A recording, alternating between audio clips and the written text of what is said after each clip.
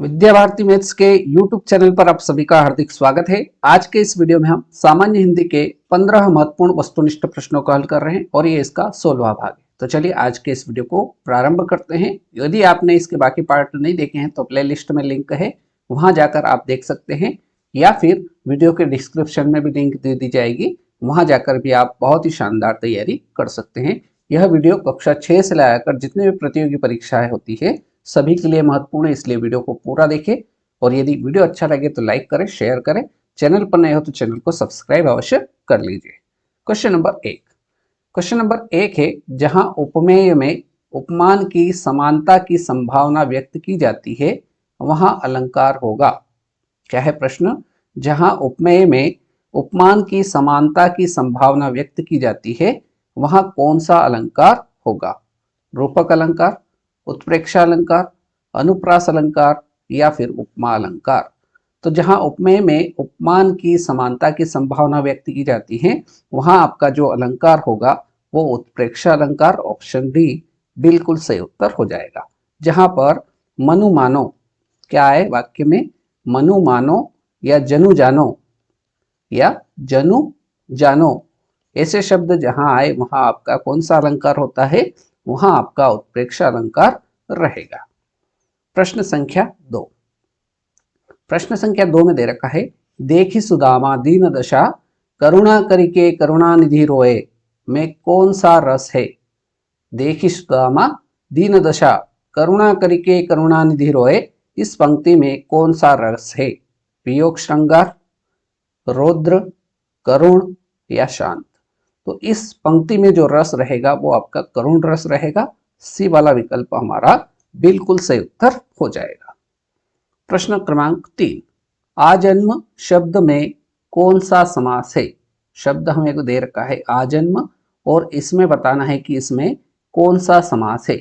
बहुब्रीहि समास, तत्पुरुष समास, अव्ययी भाव समास या कर्मधारय समास।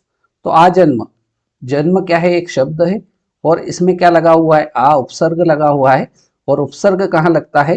तो उपसर्ग लगता है आपके अव्ययी भाव समास में।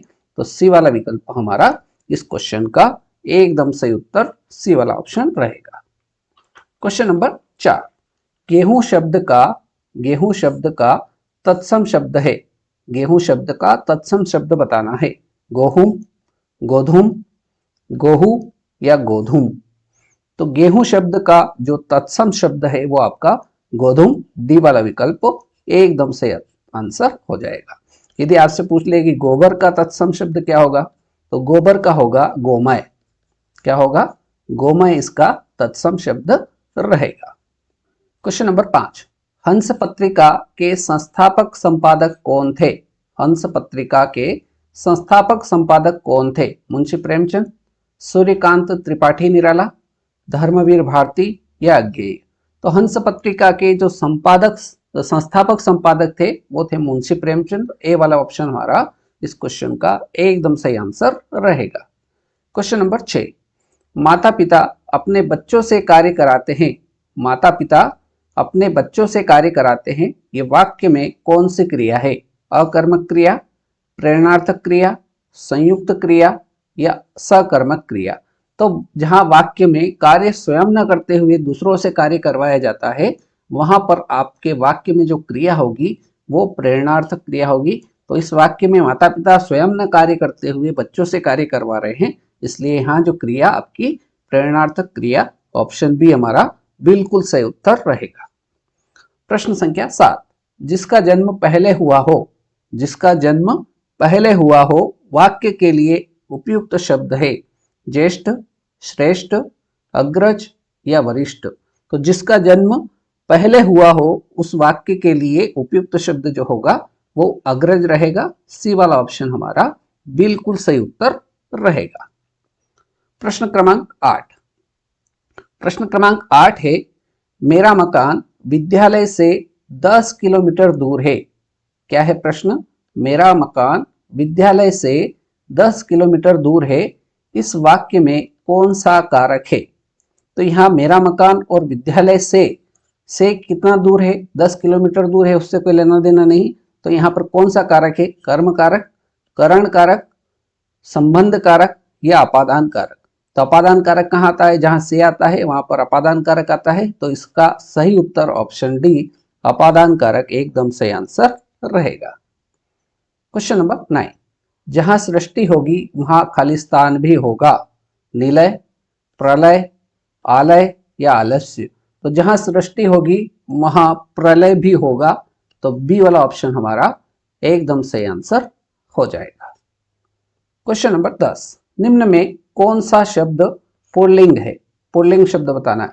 आय, आय होती है, ये आपका स्त्रीलिंग हो जाएगा। नहर, नहर होती है, स्त्रीलिंग रहेगा।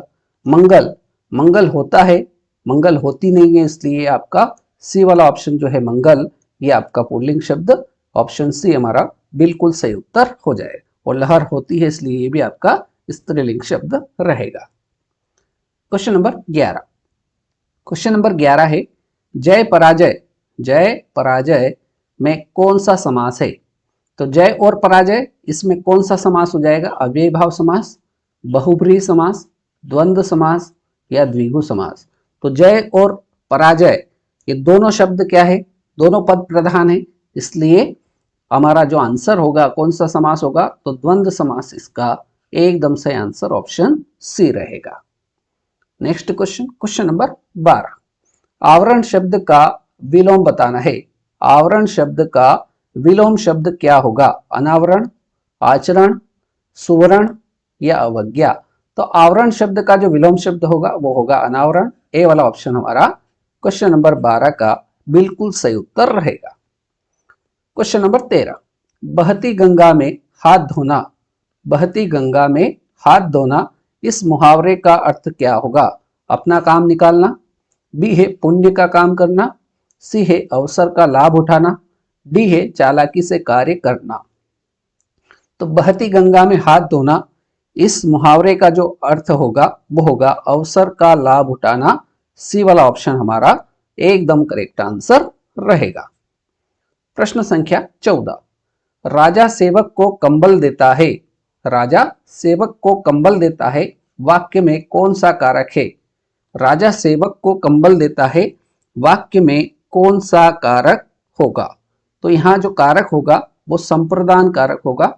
डी वाला ऑप्शन हमारा एकदम सही आंसर ऑप्शन डी के साथ रहेगा।